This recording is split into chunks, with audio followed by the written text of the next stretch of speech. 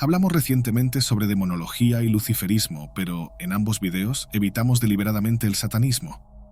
Lo hicimos porque estábamos preparando este video. En el caso del luciferianismo y algunos cultos discutidos anteriormente, hay una distinción e incluso una negación de lo que el satanismo practica. Es como si, incluso entre los profanos, hubiera cierto temor a involucrarse con el satanismo. Cuando hablamos sobre el culto al mal encarnado, estamos abriendo una puerta al ocultismo, y nadie está inmune a lo que pueda salir de ahí. Mientras que la mayoría de nosotros, adultos conscientes de nuestros deseos, temores y límites, somos capaces de aventurarnos en lo desconocido con cierto sentido de responsabilidad, escapando de trampas espirituales, hay un público mucho más vulnerable al satanismo, los niños. Con eso en mente, me encontré con una teoría satánica que involucra una famosa película sobre una fábrica de chocolate.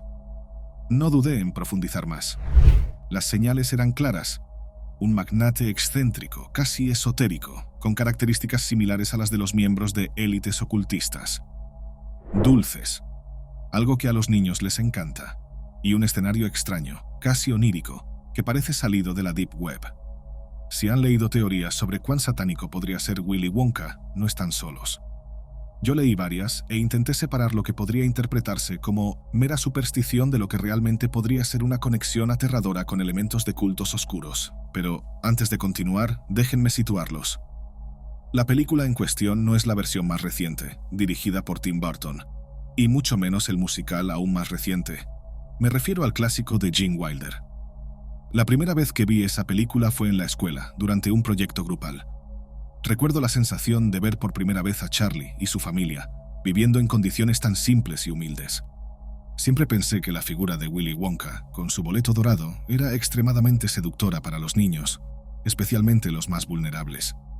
La idea de que pudieran cambiar la realidad de sus familias a través de algo tan atractivo y codiciado como una barra de chocolate es casi irresistible. Otro aspecto que siempre llamó mi atención fue la figura del propio Willy Wonka. Parecía peculiar, fuera de lugar en su propia historia, casi como si no perteneciera completamente al mundo humano.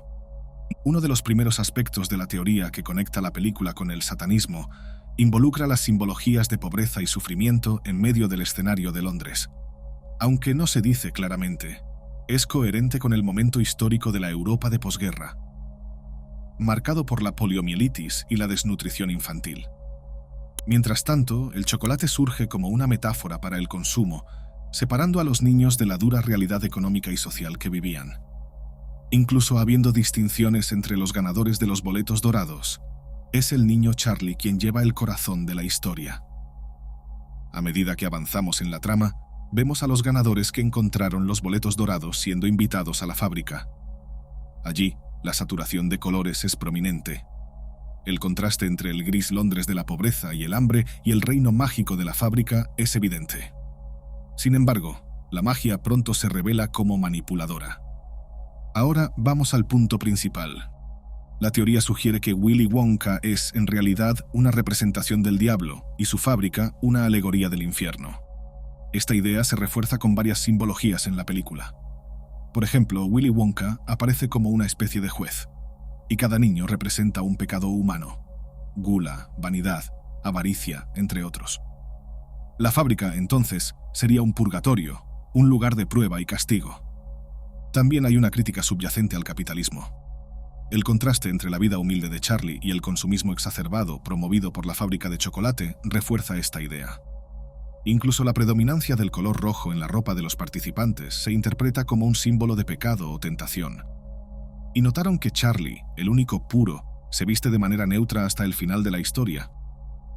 Este análisis nos lleva a reflexionar sobre el impacto de los mensajes subliminales y las posibles interpretaciones ocultistas escondidas en obras culturales aparentemente inocentes.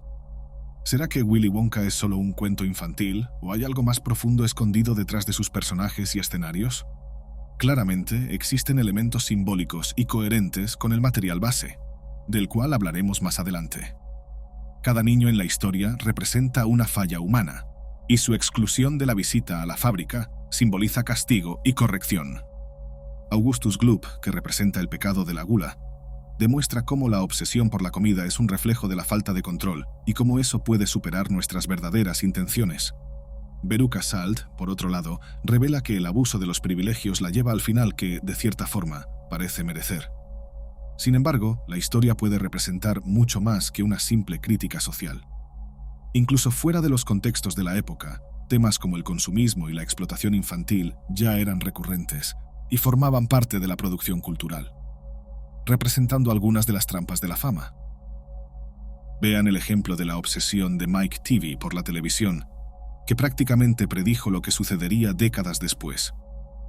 Quizá la película ya estaba anticipando, como haría el propio diablo, la obsesión por la fama, el culto a la celebridad y los vicios, tan intensos como la atracción de los niños por los dulces.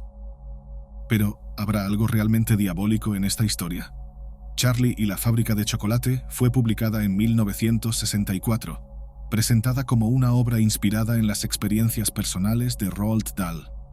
Él describe su infancia y fascinación por el chocolate, citando cómo asistía a una escuela donde grandes marcas probaban nuevos productos con los niños, influyendo en la creación de la fábrica de Willy Wonka.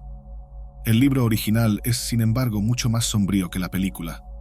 Su objetivo principal era ser una historia moral sobre el comportamiento infantil, y no un manifiesto oculto o simbólico. Mientras que la película puede interpretarse como una alegoría oscura llena de mensajes subversivos, el libro ofrece explicaciones mucho más simples. Dahl creó la fábrica como un lugar de sueños, pruebas y aprendizajes. La adaptación cinematográfica de 1971, dirigida por Mel Stuart, buscó crear una atmósfera mágica y surreal que atrae tanto a adultos como a niños. Sin embargo, el tono excéntrico y psicodélico de algunas escenas fue una elección artística del director y no parte de la narrativa original de Dahl. Si la película sugiere interpretaciones más sombrías, es importante recordar que estas fueron adaptaciones hechas por Stuart, mientras que el libro se centraba en corregir comportamientos malos y recompensar valores como la humildad y la honestidad. Cuando la historia llegó al público general a través del cine, la sociedad ya había evolucionado hasta el punto de considerar algunas historias infantiles como poco interesantes para la modernidad. Fue en ese contexto que los niños comenzaron a ser protegidos de temas agresivos y dañinos, socialmente hablando. Los padres empezaron a entender que sus hijos debían ser resguardados de choques brutales en los medios. Esto llevó a una suavización de la trama del libro para la película. Aunque muchos ven la película como diabólica, el libro contenía pasajes aún más brutales, utilizados como una forma de enseñar lecciones morales con un fuerte empeño didáctico. Enseñar a los niños lo que está bien o mal no ha desaparecido, pero ha tomado otras formas. Veamos los ejemplos de Disney, que utilizó cuentos de hadas para eliminar los castigos severos y crear finales felices que reflejaran valores optimistas, más atractivos para el público y, por supuesto, más rentables.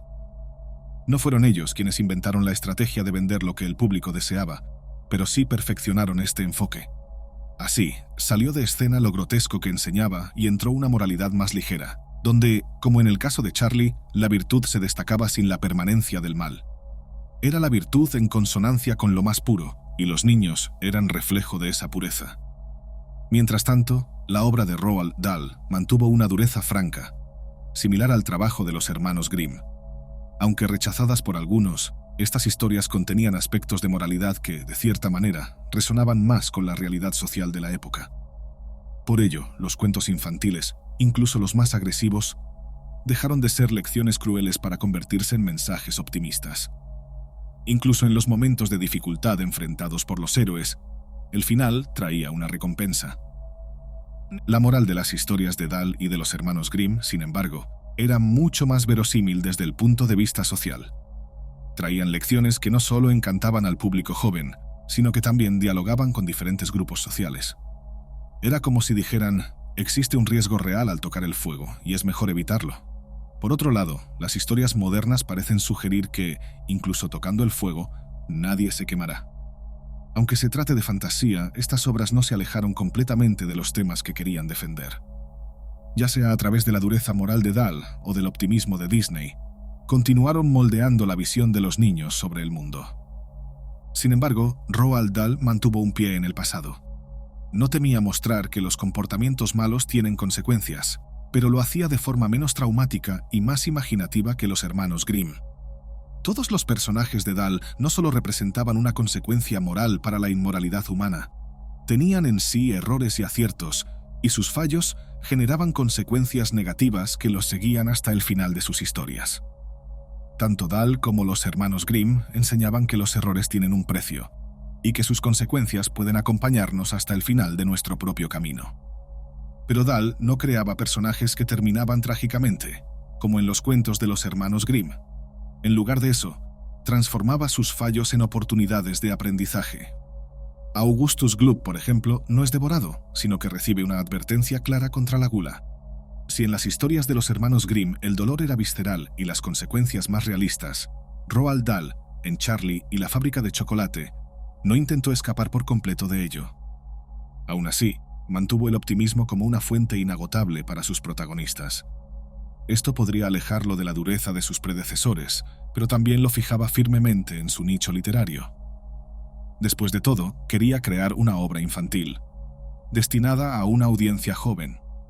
Si estuviéramos hablando de historias dirigidas a un público mayor, tal vez buscaríamos temas más complejos y brutales. Sin embargo, Dahl eligió centrarse en lecciones que tuvieran un impacto directo en la educación de los niños. Trajo al centro de la narrativa temas importantísimos y al mismo tiempo simples como los pecados. Era como si dijera que si los niños evitaban los 7 pecados capitales, estarían mucho más cerca de alcanzar sus sueños. Y seamos honestos, ante la complejidad de las emociones humanas y la infinidad de errores que podemos cometer, los 7 pecados capitales son una simplificación poderosa. Por ejemplo, la gula, que en el nivel más profundo puede llevar a la codicia o incluso a crímenes atroces. Se presenta en el libro de manera sencilla y directa, adecuada para un público infantil. Es un enfoque universal y dogmático para una audiencia que aún no comprende plenamente las sutilezas de la moralidad. El diablo, por así decirlo, existe en la historia en la figura de Willy Wonka. Está ahí para simbolizar el peligro del deseo excesivo, de la codicia, de la desobediencia y de la negligencia ante las advertencias. Pero no creo que esa intención sea literal. Como mencioné antes, esta no es una historia agresiva o grotesca como muchos pueden imaginar. A excepción del hecho de que incluye a los personajes Oompa Loompas, que pueden interpretarse como trabajadores esclavizados, no hay nada aterrador en un hombre excéntrico y rico. Después de todo, conocemos a muchas personas así hoy en día. Aún así, es una ficción intrigante. Algunos pueden interpretar a Willy Wonka como alguien que guarda las puertas del infierno, un ser que seduce a través de los pecados y al mismo tiempo enseña lecciones valiosas. En culturas como la del luciferianismo, hay una conexión con la idea de iluminación a través de la superación de la realidad física. La fábrica, desde esta perspectiva, no sería tanto un infierno, sino una prisión del hombre en su estado físico. En este contexto, Willy Wonka sería menos una representación del diablo y más cercano a un demiurgo. Una figura seductora, ignorante y engañosa que intenta aprisionar a la humanidad con ilusiones brillantes como un boleto dorado escondido dentro de un chocolate. Ese demiurgo, como un dios imperfecto, simbolizaría nuestra incapacidad para ver la verdadera realidad. Nos distrae con azúcar y grasa hidrogenada, manteniéndonos atrapados en nuestros propios deseos y voluntades, alejándonos de una conexión espiritual más profunda. Es difícil decir si la dirección de la película o la escritura del libro tuvieron una matriz filosófica o espiritual específica. Sin embargo, la visión de Willy Wonka como un demiurgo parece más cercana a un reflejo mal logrado del mundo perfecto, engañando a la humanidad en lugar de simplemente seducir a los niños hacia su perdición moral. En cambio, sería un símbolo del deseo humano de superar sus fallos y aprender de ellos, algo que Dahl buscaba enseñar con sus historias. Willy Wonka, de cualquier forma, se convierte en un personaje aún más conectado con los contenidos que tratamos aquí cada semana.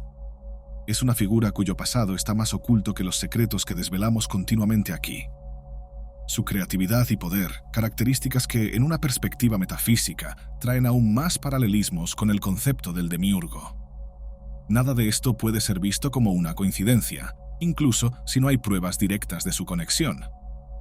Por eso, una nueva capa que Charlie y la fábrica de chocolate, lanzada en 2005, trajo consigo es precisamente esta.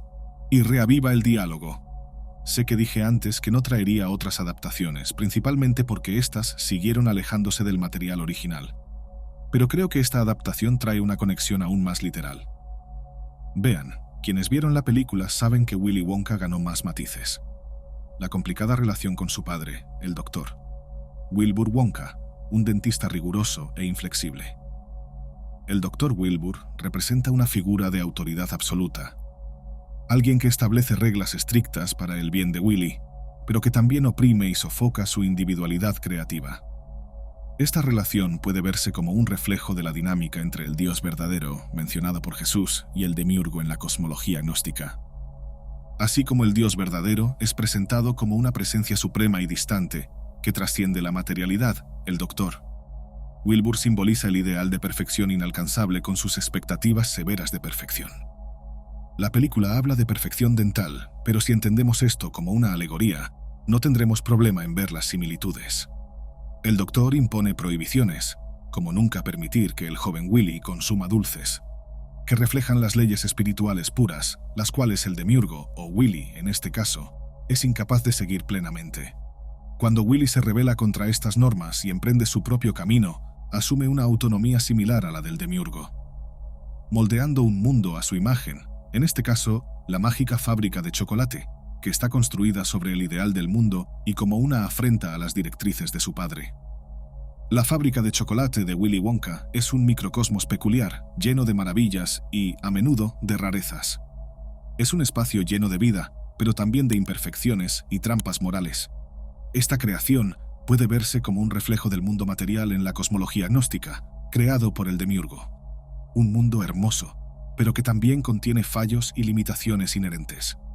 Estas fallas se manifiestan en los jóvenes que, prohibidos de sus propios deseos, como el propio Wonka, terminan enfrentando consecuencias terribles.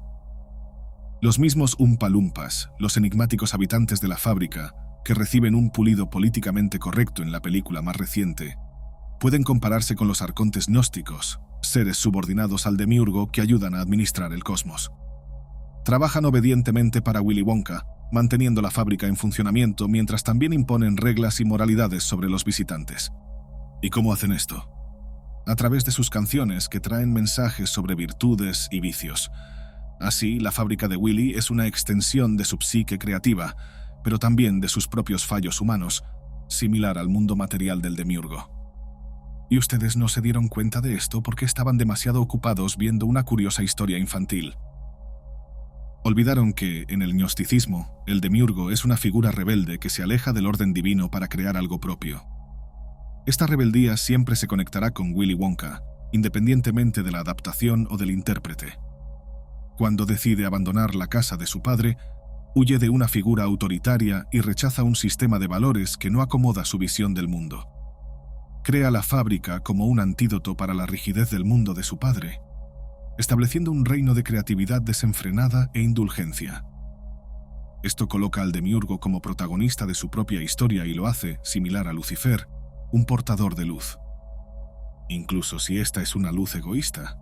Pero, obviamente, aquí está la moraleja. Como el demiurgo es incapaz de alcanzar la verdadera perfección divina, la creación de Willy Wonka también está llena de imperfecciones. Su fábrica es una trampa, un reflejo mal logrado. Los visitantes que ingresan se enfrentan a pruebas morales y muchos sucumben a las tentaciones que encuentran dentro. Esto demuestra la interconexión de los temas, arraigados en la visión gnóstica de que el mundo material es una trampa para el alma, lleno de obstáculos que impiden al ser humano alcanzar la verdad espiritual.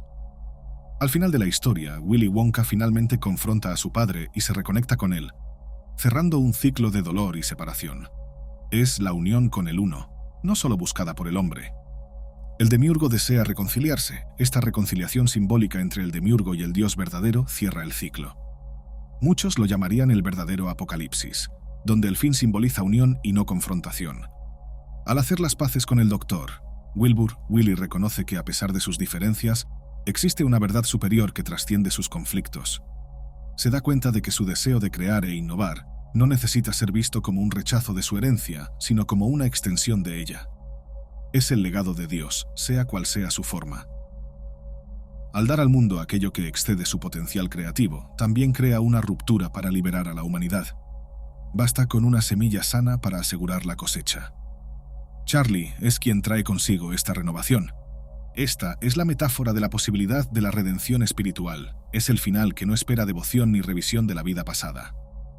En el gnosticismo, aunque el demiurgo a menudo es visto como ignorante y maligno, Algunas interpretaciones permiten la idea de que puede ser iluminado y redimido al reconocer su conexión con el Dios verdadero. De la misma manera, Willy Wonka encuentra una especie de paz al reconectarse con su padre, integrando su creatividad desenfrenada con la disciplina y la estructura que le faltaban. Muy distante de la moraleja de los cuentos clásicos, aquí la jornada del héroe es también una jornada mesiánica original, trayendo consigo al peregrino, el arquetipo del hombre predestinado, como parte de una saga cosmológica mayor. La historia de Willy Wonka, cuando se observa a través de la lente del gnosticismo, se convierte en una alegoría grandiosa sobre la creación, la rebeldía y la búsqueda de significado más allá de las presiones sociales y de los deseos parentales, que son estructurantes. Willy, como el demiurgo, crea un mundo que refleja su genialidad y, de manera sobria, sus limitaciones, su relación con el Doctor. Wilbur es la tensión existente entre el creador del mundo material y el Dios verdadero, mientras que su camino hacia la reconciliación simboliza la posibilidad de trascendencia y unidad espiritual que todo ser viviente desea. Willy Wonka puede ser simplemente un excéntrico fabricante de dulces, pero seamos honestos. Como mínimo, es una estructura arquetípica que encarna las complejidades del creador, tanto humano como divino. Los creadores más imperfectos llevan dentro de sí una chispa de lo divino. Y todos, sin excepción, desean conectarse con un plano superior. Para muchos, esta será el final de la historia. Pero la historia cosmológica no tiene un final. ¿Y si esta idea es mucho más profunda que un simple arquetipo narrativo? ¿Y si este demiurgo no es solo una metáfora literaria, sino un concepto presente en diversas tradiciones espirituales y religiosas, moldeando nuestra comprensión de la realidad y manteniéndonos atrapados en un mundo ilusorio? En el próximo video exploraremos la figura del demiurgo a través del gnosticismo y sus implicaciones en la forma en que percibimos lo divino y lo material. Haz clic en la tarjeta del video y continúa este viaje hacia lo desconocido.